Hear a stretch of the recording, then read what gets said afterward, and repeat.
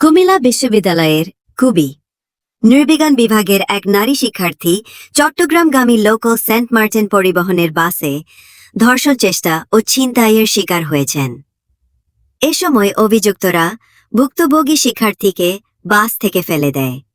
এই ঘটনার সঙ্গে জড়িত ৫ জনের মধ্যে ২ জনকে আটক করে পুলিশের হাতে সোপর্দ করেছেন প্রত্যক্ষদর্শীরা। শুক্রবার ২২ আগস্ট সকাল ৯:৩০টার দিকে এ ঘটনা ঘটে। এ ঘটনার পরিপ্রেক্ষিতে শিক্ষার্থীরা ঢাকা-চট্টগ্রাম মহাসড়ক অবরোধ করে রাখেন। আটক হওয়া অভিযুক্ত ২ জনের একজনের নাম মন আলী হোসেন, তার গ্রামের বাড়ি বরুড়া, অন্যজন মোহাম্মদ আলী, তার বাড়ি নারায়ণগঞ্জ। ভুক্তভোগী শিক্ষার্থীর সহপাঠী সূত্রে জানা যায়, তিনি আলেখার চর থেকে চট্টগ্রাম যাওয়ার উদ্দেশ্যে সেন্ট মার্টিন বাসে ওঠেন। এ সময় বাসে কোনো যাত্রী না থাকায় পদুয়ার বাজার বিশ্বরোড যাওয়ার পথে গাড়িতে থাকা হেল্পার ও তার সহযোগী আরও ২ জন তার হাত পা বাঁধে এবং তার গলায় থাকা সোনার চেইন ছিনিয়ে নেয়। এ সময় তাকে ধর্ষণের চেষ্টা করে।